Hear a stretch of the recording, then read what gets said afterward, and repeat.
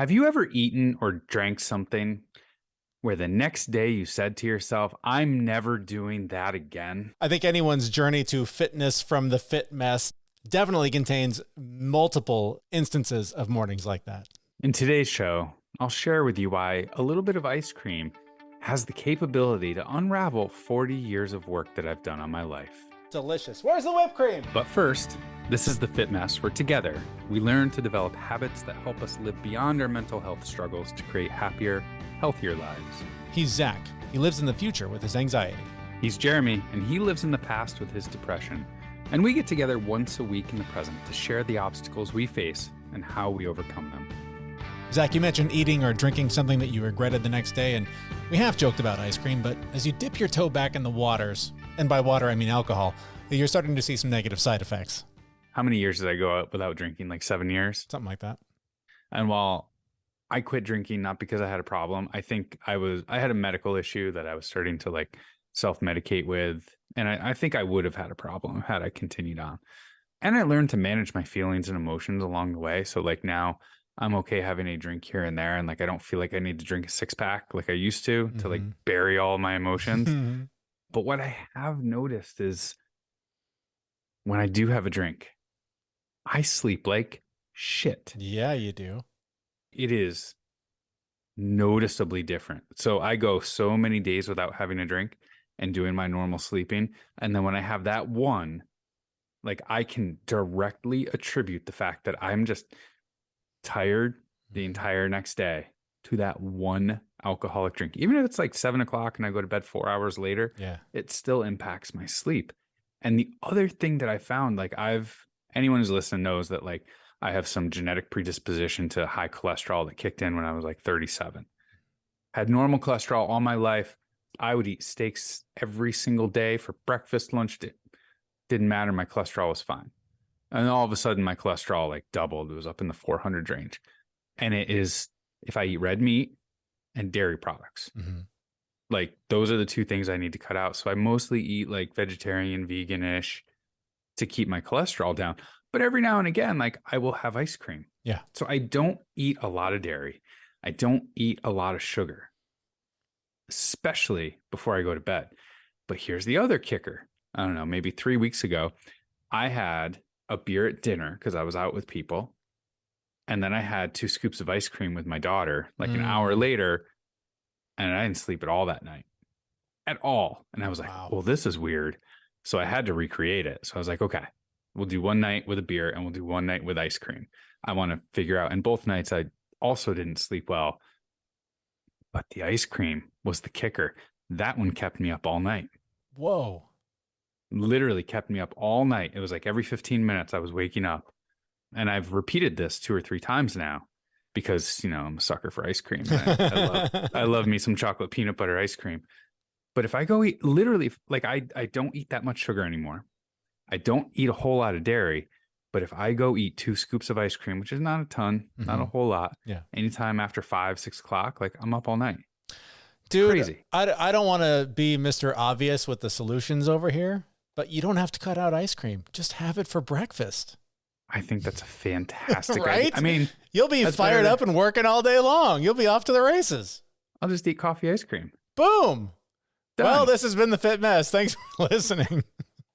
No, but I say I do seriously though. I say all of this just because we live in a society where it's okay to eat ice cream every night. It's okay to drink every night. It's okay. And I was there once, right? I had that constant tiredness and it was just normal.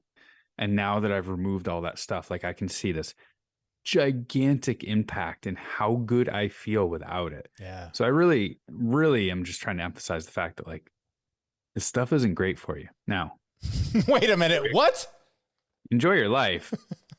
But let's think about this. Like you shouldn't be having that much sugar right before bed. Yeah. You shouldn't like any kind of alcohol, like within, I don't know, probably 6 to 12 hours of going to bed. That's going to be a problem, right? This came up over the weekend. Somebody was asking me why I quit drinking. She'd heard through the grapevine that I don't drink. And so she asked about it. And I think, for a lot of people, they're always looking for the story. Like, what's the rock bottom? How bad did things get before you turned your life around? And I'm like, yeah, I was kind of trying to not do some stuff. And so I stopped doing some stuff, and one of them was that. And as it turned out, I felt a lot better. But it started from like what you're talking about. I woke up one New Year's morning with just the slightest hangover from like the 2 beers I had on New Year's Eve. And it wasn't, I mean, by a mile, wasn't even the worst hangover I'd ever had. But it was enough. And it was the straw that broke the camel's back, where I was just like, I don't want to feel like this ever again.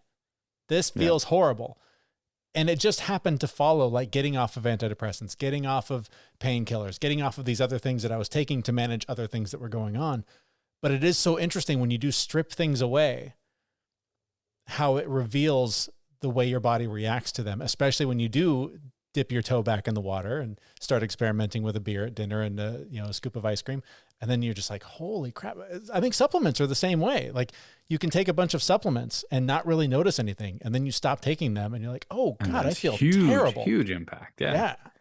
But it's like, cutting those things out for 3 days. Well, your body's kind of still recovering. If it's been a constant thing in your life, like you need a good 30 days without those things in order to really assess the impact. And when you talk about alcohol, I mean, I don't think either of us qualified as alcoholics before giving it up, but I think we both used it heavily to manage emotions and deal with feelings and all of the things. It took me 2 years to not suffer from it in some way. And I mean, from like mild suffer of drive by a brewery that I loved and go, I can't go there anymore, to the more extreme, like, oh shit, I'm feeling things. What do I do with this? And just becoming a mess and an asshole and treating everybody like crap. So giving up ice cream, it's heartbreaking, let's be honest. But something like alcohol or any drugs, when you cut them out of your life completely, that is a long, brutal battle to saying goodbye to that for good. Yeah, but it's funny how you mentioned like drugs, right? I mean, sugar is totally a drug. Totally. Like it impacts your body in the same way that alcohol or cocaine or like heroin does. Like it literally fires up your dopamine receptors and then you crave it more and you want it. And then it leaves you wanting more. It's so good, but it doesn't have like that negative connotation to it. And I really think it should. Like it in terms of stigma instead of in terms of social stigma? Absolutely. Like it literally wreaks so much havoc on my well-being. Just sugar. Just sugar. It wreaks so much havoc on my well-being that I can't function for a couple of days the way, like in an optimal fashion. Yeah. It's crazy. No, people poop their pants if you are smoking too much weed, but have 6 scoops of ice cream and a couple of beers with dinner and everyone's like, oh, cheers, celebration. Like, no, exactly. This is toxic. None of it's, I mean, again, all things in moderation, right? I'm not going to say don't enjoy your life. Right. But like, it is really interesting how as a society, we have conditioned ourselves to be okay with a drink every night at dinner, to be okay with having ice cream after dinner every single night. Like when I was a kid, that was like Sunday night dinner special stuff. Yep. That was the thing. But now it's like my daughter asks me all the time. She'll eat like a relatively healthy dinner on a Wednesday night. And then she'll be like, what's for dessert? Yep. Can I have dessert? Where's the sweet thing? Where's the thing? And I'm just like, God, it's going crazy. It's every single night. We talked recently on the show about like our tendency to emotionally eat from time to time when things get difficult. Man, I can tell you when I trace it back, when I have those days where for a couple of days, the pantry is my pacifier. That's when like the thoughts return, the anger like boils up, the achy joints, feeling like crap, like very much like a hangover, like just feeling terrible. And the like the hints of depression come roaring back, and it's almost always tied to you ate something terrible, like something that you shouldn't have, that at the moment felt good, made the feelings go away, whatever it was, but the price is now suffer for a couple of days with what you've done to your body. Yep, exactly.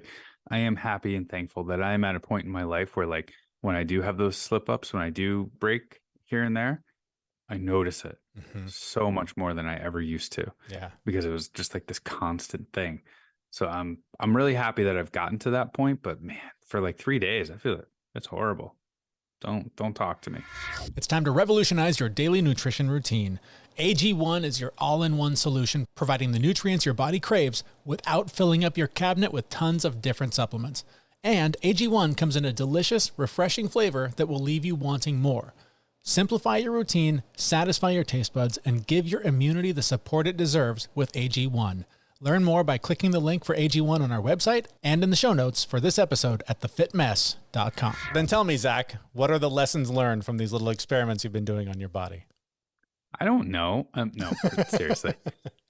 No, what it is really like just to be mindful. Like, just remember the things that you are putting in your body, like everything you put in your body is a drug, even the food, right? It is fuel for your body. And if you put bad food in, if you put bad fuel in, right, your engine's not going to run all that great. I'm also saying, don't cut everything out. You need to enjoy life. But like, I live by the 80-20 rule. As long as I'm okay 80% of the time, 20% of the time, I can go off the rails a little bit. And yes, you pay for it. But like, just be curious about your body. Like, really try and understand like what is making you feel the worst and figure out a way to limit that. Like, for me, it's alcohol. It makes me feel like absolute dog shit. So I have to limit it. But at the same time, like, I want to have a little bit of fun. So just remember, be human, enjoy some stuff. But those things that really, really bother you, that have a really bad chemical makeup in your body that make you feel like shit, maybe you should avoid those. I don't know about you, but one of the ways that you can deal with that issue of not consuming them as much, there are tons of alternatives. I can't tell you how much I enjoy drinking a non-alcoholic beer from time to time, or the time in between those times, because I still love the taste of beer, and there are some incredible ones on the market. So things like that are great. I hear from people that are trying to quit drinking all the time. Like, what do you do? There was one guy, I think we even interviewed him on the show, and he was talking about how he gets iced tea in a highball glass with an ice cube because it looks like whiskey, and he'll just sip his iced tea all night long because socially he looks like he's drinking, and it helps relieve some of that social stress. There are plenty of other alternatives. I will say none of them mask the social anxiety that I suffer from the way that alcohol used to, having gone to a couple of parties lately. Being in that situation, it's really tough to not want to reach for a beer and just lubricate yourself into that social situation. But whenever you can avoid it, I highly recommend it, because man, life without alcohol for me has been a lot better, other than, the dealing with the people stuff. Ugh, people. One last thing I just want to make sure everyone hears. We all make mistakes. We all eat ice. Like, I eat ice. I will say that I'm never eating ice cream again because of how it makes me feel. And then 3 nights later, I find myself eating ice cream again. Have some compassion. We are human. You're going to make mistakes. You're going to go off the rails. Just be compassionate with yourself and remember it too. Like, that's the one thing that I really do try and focus on, is when I do make those mistakes and I do feel bad, like the next day, and like I physically don't feel good, I really do try and lock that feeling in, right? I remember years ago when I'd wake up with like super bad hangovers from drinking a lot, and I'd be like, I'm never drinking again.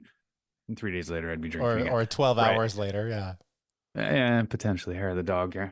But, I say it all the time, like, the times I fall off the wagon, those are the moments for anything, right? If I'm like not working out, or if I'm not doing the things I need to be mentally and physically healthy, those are your moments to like really take it in and reflect and go, okay, this is why I do all the things I do. This is why I avoid some of these other things, so I don't feel like this. Like, really try and take it in and remember that feeling. So the next time you do get that ice cream in front of your face, or a beer in front of your face that you didn't want, just remember that that's how it makes you feel. It can help you through it. But again, if you cave, it's okay. Like, you're a human being. It's okay to cave. It's okay to enjoy yourself. Just don't let it go too far. And with that, I'm going to go have a beer and ice cream. Delicious. Get me one too. All right, that's going to do it for us. This has been The Fit Mess. Thank you so much for listening. We will have outtakes and bonus clips in our newsletters still to come. You can sign up for that at thefitmess.com. And that's where we'll be back in just a few days with a brand new episode. Thanks for listening.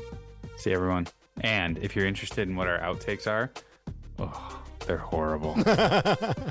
We know this podcast is amazing and doesn't seem to lack anything, but we need a legal disclaimer. Prior to implementing anything discussed in this podcast, it is your responsibility to conduct your own research and consult your physician.